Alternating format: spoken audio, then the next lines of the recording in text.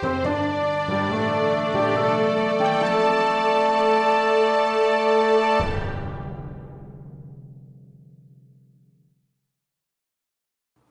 story seekers. I'm Nico. I'm Ben, and welcome to the Tiny Bookcase. Right now, you're listening to our favourite part of the week. Stories, discussion, and a high likelihood of gratuitous obscenities, all to sate the hunger of the bibliomancer Eusteris. Regular listeners will know how it works, but for newcomers, Nico and I have both written a story to the same shared prompt. We're about to share those stories with each other and you for the first time. Then we'll workshop them on mic. The prompt for this episode is gas. Ben, you may assume no fixed shape first. Gas. Abandoned cars queued bumper to bumper, waiting for nothing on a road that I'd commuted unthinkingly on until my back ached and my hairline failed. A thrumming, honking, hissing arterial conduit of people in and out of the city. It had once been foundational to what we had thought of as vitality. Times changed. The cars, once drained and silent, were mostly pushed off to the outer lane, rolled there by conscientious people to allow emergency vehicles to pass. A few others had been discarded carelessly, boasting open doors and splayed boot hatches. A bleached sticker shouted "Fuck renewables" at me from the window of one I walked past. All were stripped of usefulness and left to rust. I wore my son in a bundle on my front and left my car where it had died. I remember wondering if that was the last time I would ever drive. My boy was 5 years heavier than the last time I carried him, and the bulkiness of his little limbs added to gravity's malicious attempts to compress my spine. 5 miles may not sound like a long way to you, but it was 5 more than I had thought I would ever need to walk along a dead highway.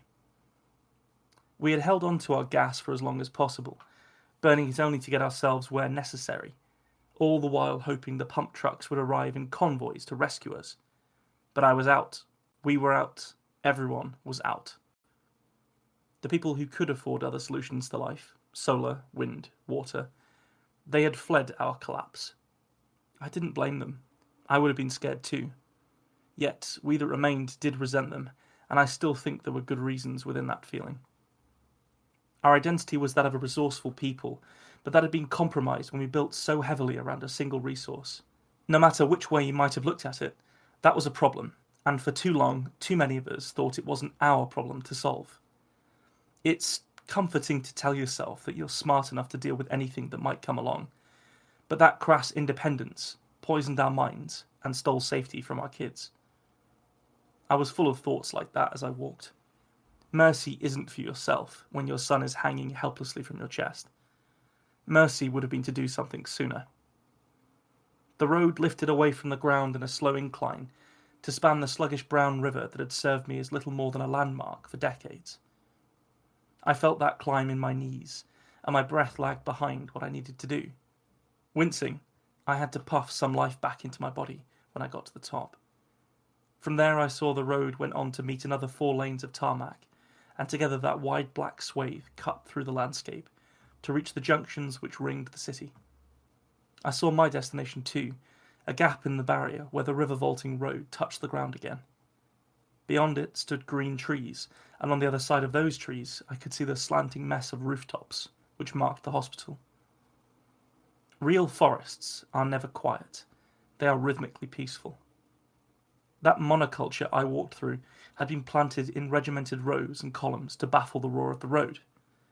It felt dead of intent, and I hoped it would one day grow wild enough to contain real life. My dad would have called my hope hippie shit, despite never having met a hippie in his life. The ideas of the 1960s had persisted on both sides of the fence, yet somehow 200 years passed without much progress being made to save this rock we all live on.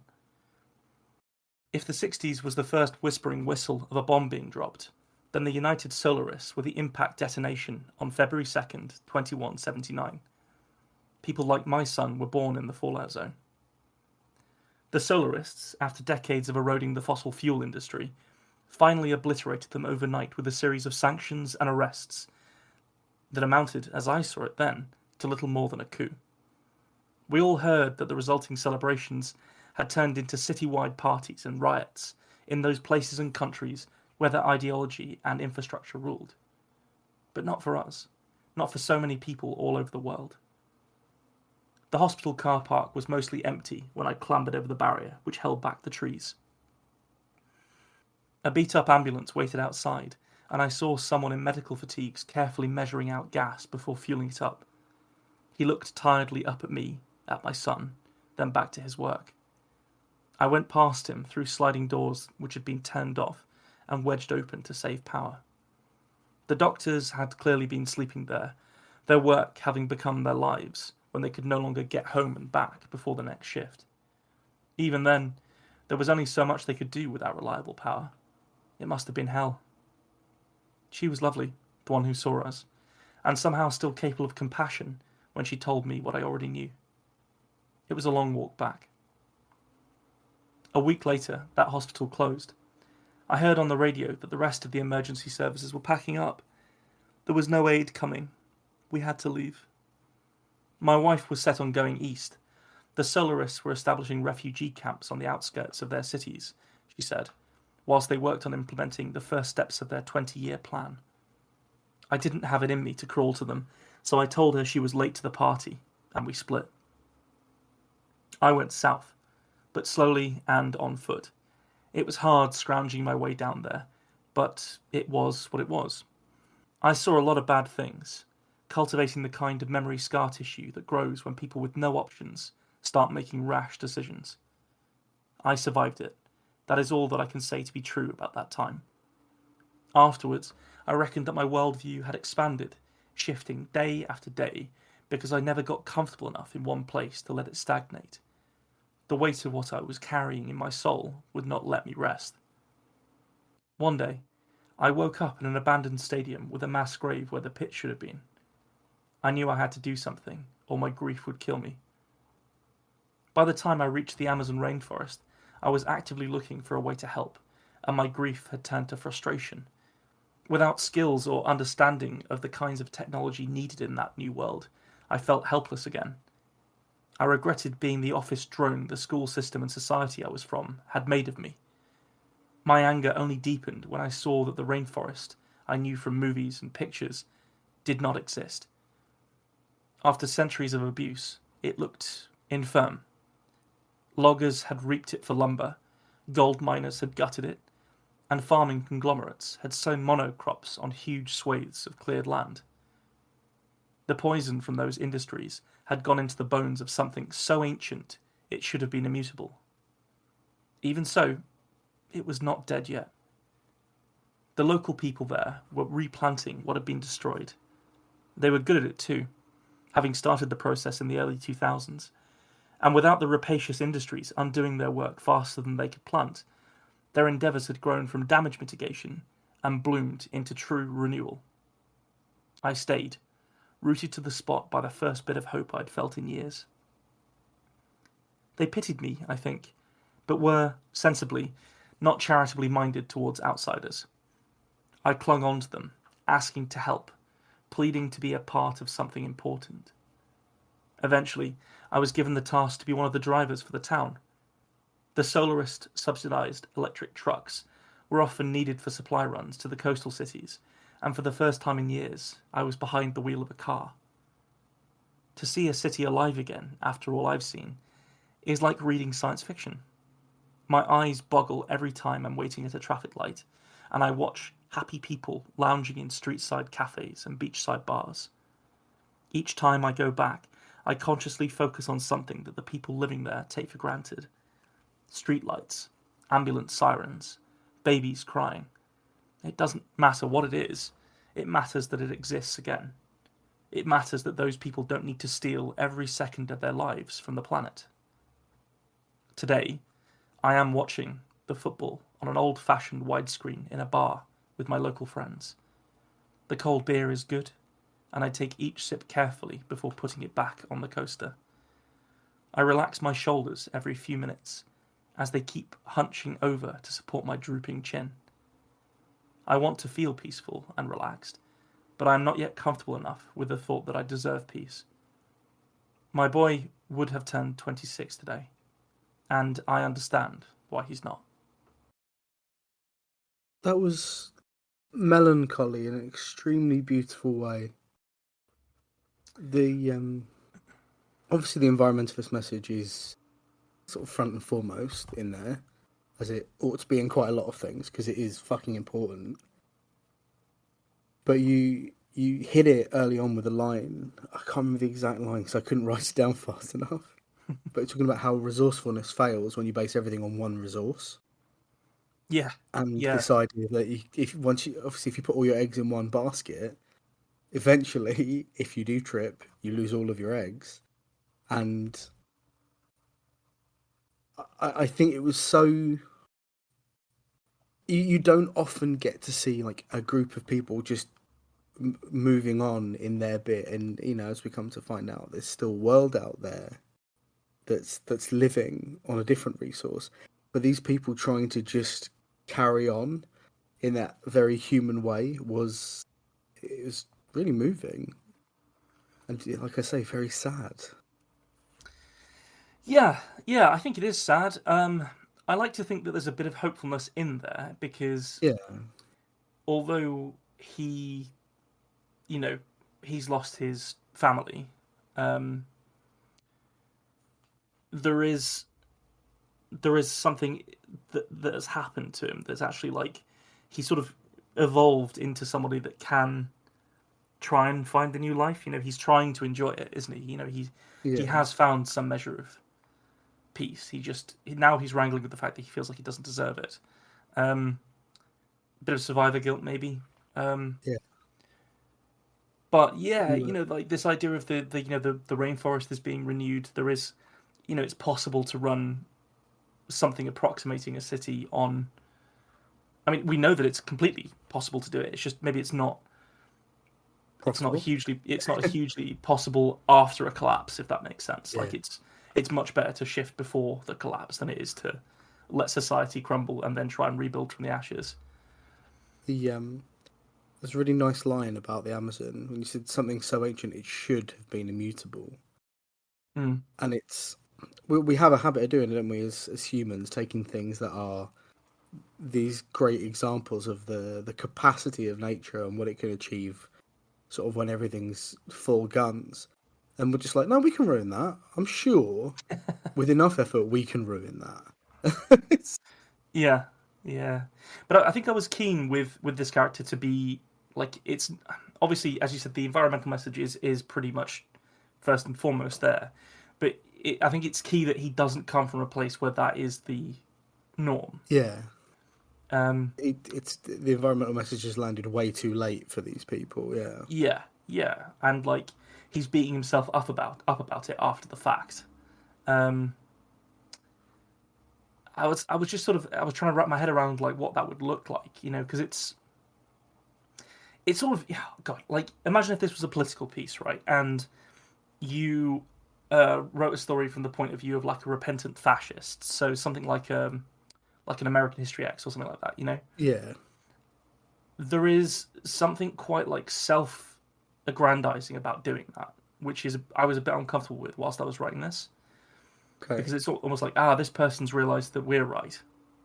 Do you know what I mean? yeah, I get Uh, you. and I wasn't aiming for that, and I hope it doesn't land like that. But I think it is really key to show people changing their minds about something and how like actual change in outlook, whether it be from being a gun toting redneck uh, to like a pacifist Yeah, or whether it's an anti-environmentalist to an environmentalist or whatever it is, showing how somebody can go through that change has started to really interest me in storytelling. Like yeah, it's because it's a sort of hero's journey, isn't it? To change someone's mind and watch them change their own mind and yeah. study that process up close. It's almost like the resistance of the call. That part of the hero's journey is their Mhm. life up to the point that we join them. Yeah, exactly. Yeah, yeah.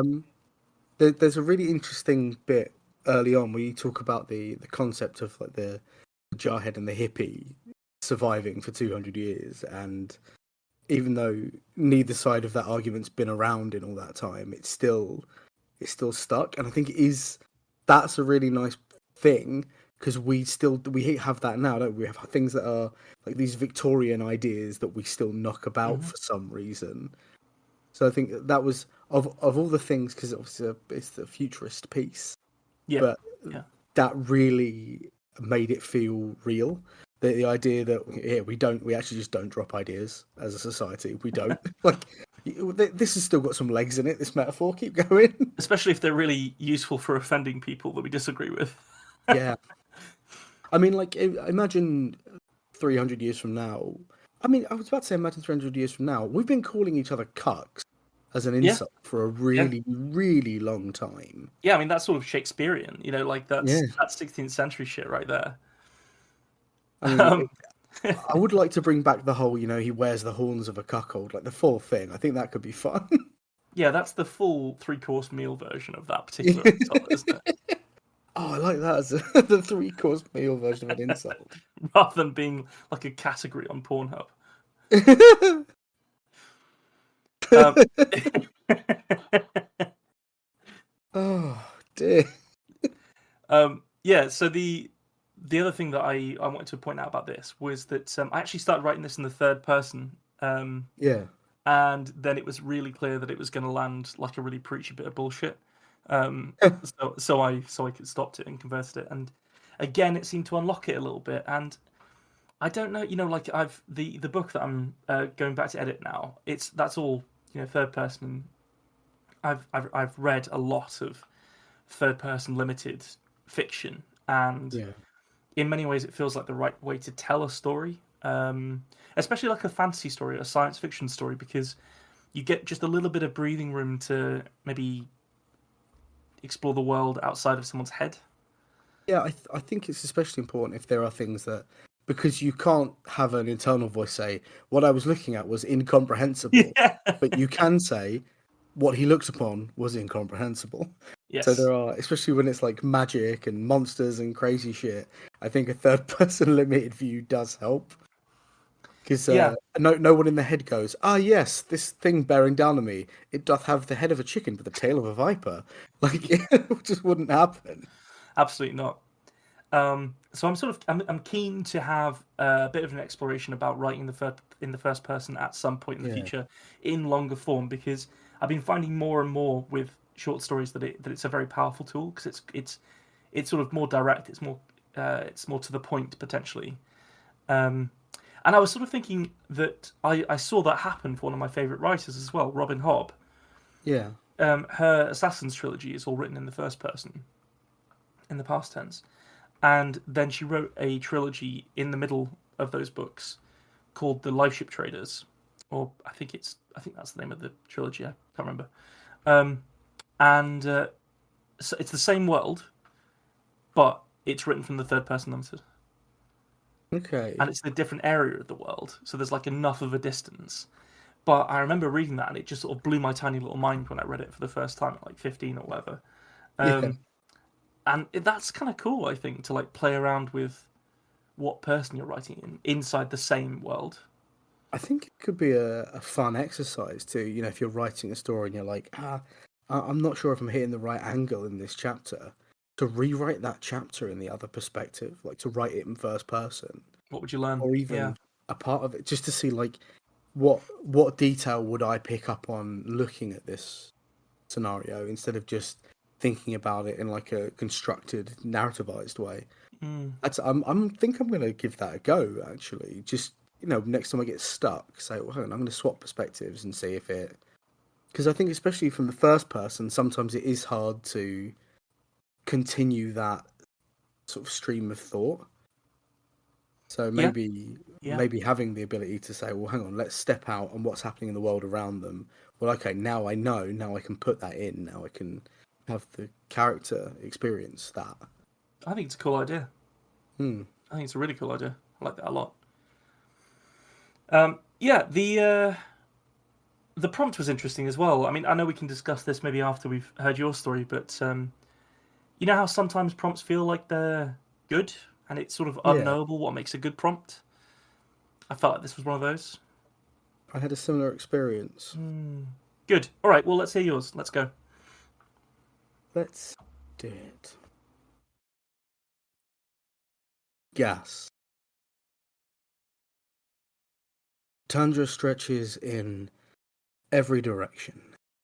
And even to an 18 pilot like me, with over 2k ice hours, it looks like fucking nothing. You learn the markers, because if you don't, you end up as someone else's salvage. Gotta be half a dozen other 18s grafted onto mine. Each of them, a lesson learned. By me or the ice, I am not sure. But I haven't seen a marker in a long time, and now I've got a decision to make before I become someone else's anecdote. Driving in a straight line, might find the sea, might find a town, fuck it, might even find someone else's 18. But if that's the wrong 18, then you might not have wanted to ever accelerate, or it might just find nothing, and there's enough ice out there to go till even a full tank is spent, and you gotta go systems down until you're a popsicle. I could sit tight and work out which processes I need most, because if I cut the engine, I'm cutting myself. You know, it might be if I just run heat, I've got enough till the sun comes back, and then I can get a real look at where I am. Except if I turn off the lighting rig, I'm just begging another 18 to shunt me into crumbs. So heat and lights, I've got to stay. I could drop my load. I could say fuck the consequences and worry about angry folk when I find folk who can be angry. Whatever's in the trailer belongs to someone I don't care about, and I got their money, so why should I care? Because if I don't deliver it, it ain't just me, it's Pa, and it's the Jessup's kid next door, and the Jessups too, come to think of it. It's not their fault, but the kind of people who want stuff moved through a storm want delivery or a corpse for their hard-earned cash. I'm still moving. It'll stop while I think. Or not, because what if 30 feet away the horizon breaks and I see lights? Or a marker, and then I know where I am? Except the needle's been bouncing off the bottom edge for about half a length already, so it ain't gonna get me too far anyway. I stop, because what's the point? I turn the heating low as I dare, and I start thinking about making a plan. I've absent chewed half my supplies, because I should have been where I was going by now, so I weren't being careful. I think about rationing and know in my heart that I don't know jack shit about how to ration. Some half-remembered memory tells me to scoop some fresh snow to let it melt and become water. Some sensible part stops me before I crack the door, because then it's more fuel to warm up if I open it. I turn the lights low and pray that if another 18 comes, the driver has good eyes and a better set of reflexes. Otherwise, we might both be nothing. If I had to, I could do maybe 2 full suns in here with the lights off in the day. I could squeeze out a gap in the door when it's less cold, raise my signal flag, and what if I'm so far out the only way? What if I'm so far out the way, only the lost can find me, and then we're just lost together? And I've started stress eating before I can help myself, and I lose a big strip of cured something to nervous gnawing. I've got some tools in the trap box. Old ones. I take my slugger real delicate because Pa filed the pin for me so it goes faster. It means you can't whip it around too fast though, or it might be click boom too early. I leave it out on the seat. Even when I was done, because you never know. But in the trap box, I got a clock with cogs for winding, and so long as it don't get too cold, it does okay. Right now, it's close to the middle of moontime. The numbers don't really mean nothing to me, but I marked moon and sun shapes on the glass to help me with knowing. So maybe I try and sleep. That might work. When I wake up, my clock says it's gone a halfway, but it's still real hard to see outside. Except now, instead of all black, it's all white. I crack the door to see if it's bad out there, and it is. The cabin drops a whole bunch and now I'm chattering and blue fingers. I try to warm up with the heat pot. It uses lots of fuel, but it makes the water get so hot you can soften the meat in it and make stew or, make up a brew. I'm so cold, I just throw it all in. I know it's dumb in my brain, but I'm so cold and so hungry. It tastes okay. It's so cold, but I need the fuel, so I turn the lights all the way off. I wish I could raise my flag, but if I go out there, it goes blue fingers, black fingers, no fingers. Not the right move, I think. I'll try to sleep again, because even if I have the terrors, they aren't going to be as scary as what's happening to me right now. I wake and it's dark again, but the sounds of the storm are even louder than before. I haven't turned the lights back on. I don't want to die in the cold, sat right in my 18. I cry a little and it freezes on my cheeks, so it's definitely plenty cold already. Gather everything I have that I can pile on me and I do it. I'm so hungry. I can make myself sleep again, I think. But I can't. I just sit and I listen to the snow screaming and I want to join in, but I'm too cold to do it. My breath's fogged the glass, so it's just cold and noise. I feel a change as the sun comes back, and it brings even a tiny smidgen of warmth. I have to open that door and raise the flag. It's in back with the freight, so it's going to take more fuel than me or the truck has got. And I do it anyway. The locks froze up so bad I had to get my slugger and use Pa's hair trigger to blow it off. It was loud as hell's breath. I even heard it over the storm. Clamber in and feel myself tighten. It doesn't get any warmer within the confines. I just push through the big boxes till I get to my emergency equipment. Flag, flares, I take both just in case. When I emerge again, I know it ain't worth the flare, so I just try to climb up top and raise the flag. As it's going up, I feel the wind tearing at me like fingers gone as blue as I know mine have inside the gloves. And I'm not sure how it happens, but I lose my footing. Something in the frost slick and the windy just shoves me and I fall off the back. Instinct pulls the flare gun and fires it up before I've even realised that my legs don't do nothing anymore. I could actually sleep here, I think. Feeling almost warm, actually. Maybe the storm's over. I stare at the boxes in the back and I wish I could unscramble them. All this for some bullshit freight. I sound the letters out like Pa taught me. G, as, ol, ayeni. I don't know what that is.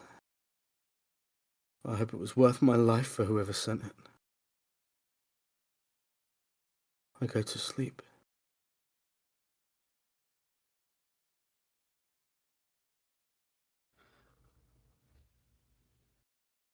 Nice and bleak. Of Both of course, us. of course. Yeah, I don't know what it was about Gas. Yeah, we're just both like, gas oh, that fuck sent this us planet. both into like post-planet collapse. Yeah. First person apocalyptic scenarios. Were you saying 18s as in 18 wheelers? Yeah. Yeah, no, I was just double checking that I hadn't got the wrong end of the stick there. Really, really enjoyed that. I thought the whole you captured the concept of what it might be like to be in a completely panic-stricken box in a cab in an 18-wheeler in those kinds of conditions. Like even with a truck that's like outfitted to deal with those circumstances most of the time. What do you think the fuel is that they are using to power the wheeler? It's gasoline. They just don't have much of it. So it's to my mind, they were they've got these big trucks, but it's a few generations on, and they use them to move important things. Right. But Right. the 18 drivers are these like lunatics who live out in the snow, and they've got their own method of knowing how to get Yeah. everywhere. Mm. But they're also, mad because they spend all their time in the wilderness. So the delicious irony is that he was carting gasoline. Yeah, Yeah. No, that's really cool. I like that a lot. I like that a lot. It's really good structure. Uh, yeah, it's sort of interesting, is it? Because it's built around the idea that he doesn't. Could you potentially like hit way harder that he can't read much earlier? possibly. Yeah, like I think there's some indications, but Yeah. maybe not Yeah. hard enough that I think I had an idea that I didn't put in about having a map, but it like no idea really how to comprehend it. But I thought it's not specific enough about the not reading thing. It would just be they can't read maps. So I think it was a Yeah. tough one. Yeah, that was like the idea of doing it first person from the point of view that someone that can't read, and that also be the hinge point of the punch for the ending. Yeah, Um, I reckon that might just be me being thick, but I think potentially you could do with just highlighting that a bit earlier. I know that he had the thing about what trying to figure out like day and night on his like windscreen and all the rest of it, and it was clear that he wasn't bright, but I don't know. I've known quite a lot of people that have like seemingly menial jobs, and like that level of like lost knowledge doesn't quite chime with my understanding of how those people live their lives. Like they're yeah, typically extremely dialed in and very you know very on it with their job. Do you know what I yeah, mean? Um, so it might almost be like there's just something there that I think might that you could do with a tweak, because that is a fucking brilliant story. It yeah. just doesn't. It didn't. It almost didn't quite land for me, and but it's still very good, if that makes sense. Like No, I get you. it just needs like just a bit of a finessing potentially. Um, I think maybe there's something in they like hiring me because I can never tell what's in the back because I can't read the manifests or yeah. Oh, make it more sinister that like they want you to they don't want you to use up any of their precious gasoline, yeah, so they've deliberately hired somebody that can't read, or like if they've like maybe if they've like painted the tanker so that like maybe he slips and like not like a bit of ice or something takes off a bit of that paint, and then he can read that it's gasoline. I don't know, but then he's got like a awareness of his own death that isn't quite as sad as it. yeah. You would just get really angry, wouldn't you? I think it's one to have a play with. Then maybe it will come back later and we'll have another chat about it and see where it went because it's. I feel Yeah, like it's almost. You're right. It's almost there, but there's 100%. something there's a way to make it a little bit more elegant and possibly give it that last little zhuzh that it needs. I actually don't think you want it to be more elegant. I think you need to be like swinging for the fence with that end bit. Yeah, That's just my take. Like I'm sure there's people listening that might think that they completely were with you and they got it the whole way. Like I think that's entirely possible because I'm just running it back through in my head and I can see what you're talking about. But like I think it would be nice for that to really like crack someone's dome, that bit at the end. Um, all of the stuff about the signal flag, by the way, was haunting. That idea of like not being able to put up the signal flag because you can't open the door because it's too cold. yeah. I Um, think yeah, the extreme cold is such a frightening thing because there's yeah, not a lot you can do about it. Is there? It just no. like I remember hearing stories about polar explorers when they say, "Oh, you gotta don't drink too much water because if your Hmm. piss takes too long, it will freeze up your dick and like rupture you internally," which is possibly the most terrifying thing anyone's ever said to me. That is pretty fucking terrifying. Yeah, The one of those that I heard about the other day was like bomber pilots in World War II. Like yeah, being so high up, and if your ship got hurt enough, if your boat got hurt enough, then you'd have to let all that cold air. Then you're up in those like high clouds and stuff. And if Yeah. you got so scared because you were being shot at by the Luftwaffe that you pissed yourself, that would then freeze on you, and Oh, you would get like horrible, like it would just like frostbite down your legs and stuff from where the piss had frozen against your leg. like burning and then frostbite. Yeah, Yeah. exactly. Oh. Yeah, it's a Oh, really horrible thing to be dealing with, and I think you dealt with it very well. I really enjoyed the stuff about stress eating. That like him getting stressed about the fact that he might stress eat was yeah. extremely empathetic. That was like a wonderful bit. Yeah. I think that's one of the. That was one of the first things I'd written down, like the idea of someone getting everything out to ration and just absent-mindedly, because they're so stressed about it, picking something up and start like anxiously chewing on it, and then being like, "Fuck, I'm eating it." I think that works really well, and I'll Yeah. tell you why that I think this works particularly well for you is that is the other side of the coin of comedy. That's the tragedy of comedy Yeah. right there, because that is actually like in a very odd way that's kind of funny, Yes. but it is fucking abominable that that's happening to somebody like Oh in yeah. that situation. So I think if ever you get a feeling that you can see something like that, you should definitely pull the trigger on it every single Okay. time because you've got a real nose for comedy as we've established over all of the episodes that we've done. But you've also got a wonderful sense of drama as well. So if you can build a dramatic scenario and then put tragedy in it, fuck, that's also like darkly comic. Yeah, you're away to the races, and whenever all those things line up for you, which is increasingly often, it it's very difficult to say that it isn't a brilliant story. And I really enjoyed that. I just think there was a structural issue with it, Yeah. which could be I improved. agree.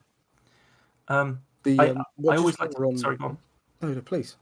I was just going to say I always get taken away by at least one line of your writing every time. Like it doesn't matter if I know that you've like written it whilst you've had like serious flu symptoms or if you're on the top of your game.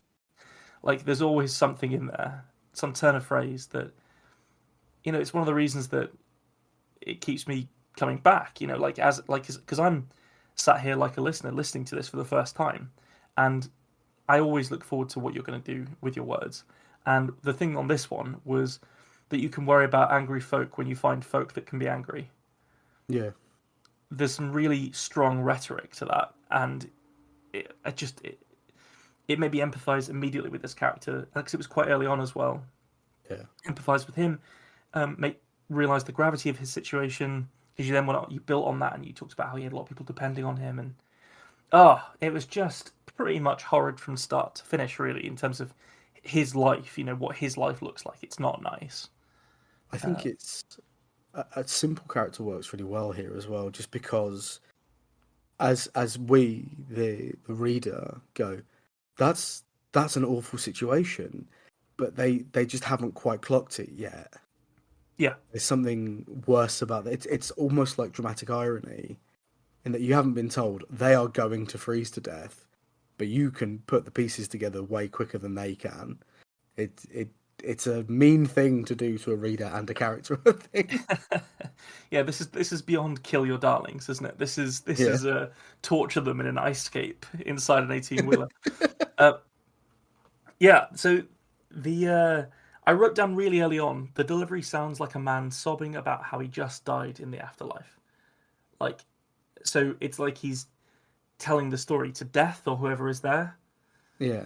in like a mildly complaining way. Oh, And okay, yeah. those people, everyone's aware of this kind of person, and that you will have met at least one of them. You may even be very close with some of them, but like those kind of people where they've always got something to complain about, Yeah. and there's this very slight whinging tone when they do it that makes it quite difficult to take them seriously. Yeah, yeah. Even if what they're talking about is really serious and it's really Absolutely sad that it brutal, happens. yeah. Yeah.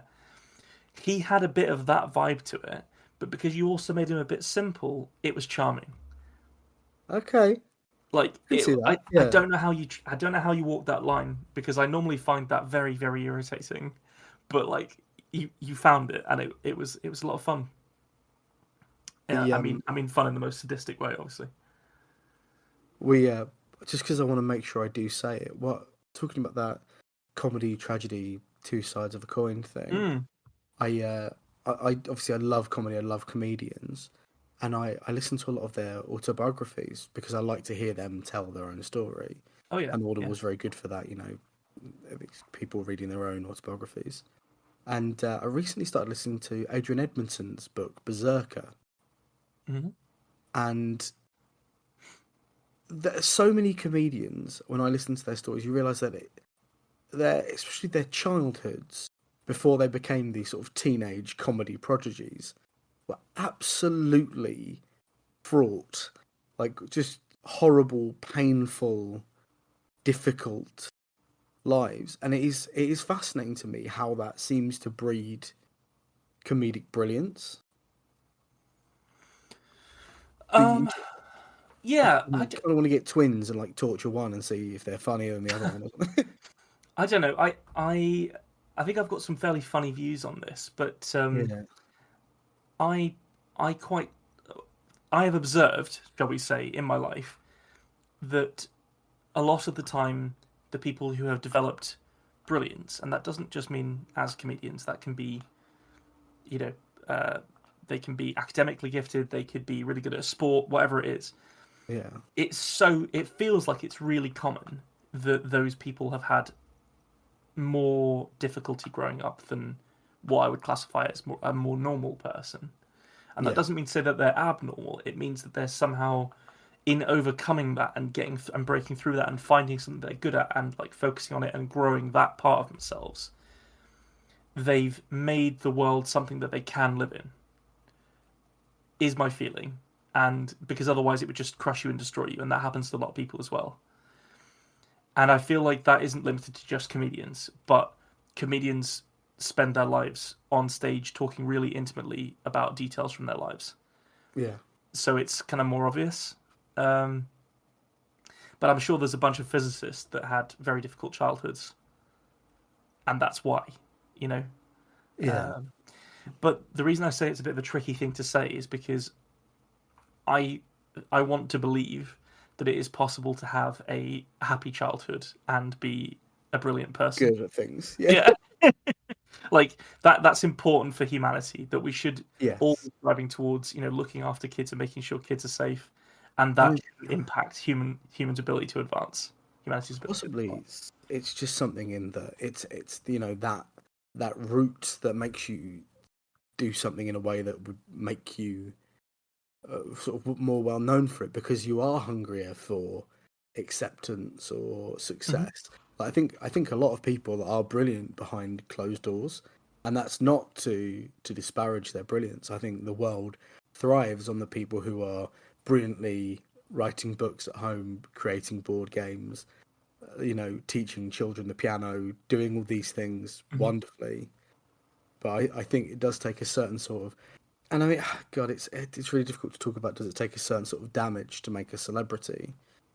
Because it is a very difficult environment, and there are a lot of people, that eventually, as they reach a certain stage of celebrity, you find out that they're not a good person, or they exhibit unhealthy behaviours, and maybe that's helps them become celebrity, or maybe the cult of celebrity hurts people and it makes them end up that way. I think it's really hard to Yeah, I mean, truly know. just to be clear, I'm talking about people that are good at things, not celebrities. Yes, yeah, yeah, Like there is, um, I think there's like a debasement to that level of fame that. So obviously you can be a celebrity without being what I'm talking about, but I'm talking about like, I'm going to just be really general here, just pull the first one from the air that I can think of. But some people like the Kardashians, for example, yeah, I'm sure they are capable of being very clever people with loads of skills and all the rest of it. But I only know them as like reality TV stars, sorry. yeah, And there's like a level of like intimacy that they've allowed the public to get into their lives, a level of like that like hungry kind of like tabloid tongue out voyeurism that they yeah, encourage that accounts for a lot of their success. And that's not what I'm talking about. I think that's a different kind of being broken. And I think a lot of people are broken, and it's sort of okay to be broken. But like that's one that I've never really wrapped my head around why we venerate it. Like when we have, as I was mentioning earlier, like people that are putting like rockets over to Mars and stuff. I couldn't tell you their names, but I know most of the Kardashian sisters' names. Yeah. Like there's something backwards there. But right here, like what we're talking about in terms of like people being like skilled and like needing to shout about it, like Yeah. comedians are. I think I agree with you. I think I agree with you for sure. Oh, that got a bit deep. Yeah, and sort of Aggie. Sorry about that. That one. I don't know where that one came from, but clearly it was niggling at the back of my brain. As Nico would be able to tell you, this doesn't just happen on mic. I occasionally just sort of it just sort Was of wistful. He pulls a pipe out of a pocket I didn't even know he had. A sailor's hat appears. One albatross gets thrown around a lot. It's tough. dangerous proximity. You ever looked upon the sea with your own eyes, boy?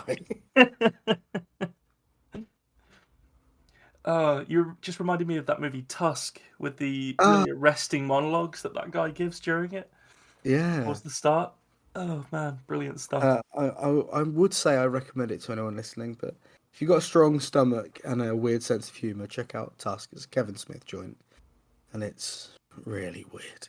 And I actually will give a trigger warning there because the last time that you recommended it to somebody, it was my partner, and she's still scarred by that movie. She still can't look a walrus in the eye. Thanks for joining us for this episode of The Tiny Bookcase. Remember to subscribe, otherwise you're going to miss out on the future fun. Also, tell a friend. If you like this episode, link them to it. We'd be tremendously grateful. You can follow us on Twitter at BookcaseTiny, Facebook at The Tiny Bookcase, and Instagram at BookcaseTiny for updates.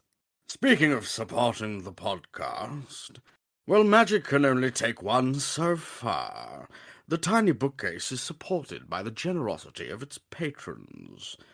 Those kind souls have really kept my belly full the last year. Let's cast a spell for them, shall we? For rich ginger tones on their scalp, let us cast the Orangi Hedondo spell for Scott Byrne. And for general fabulousness, why not the Ooh La La, How's Your Mother spell on Matthew McLaren?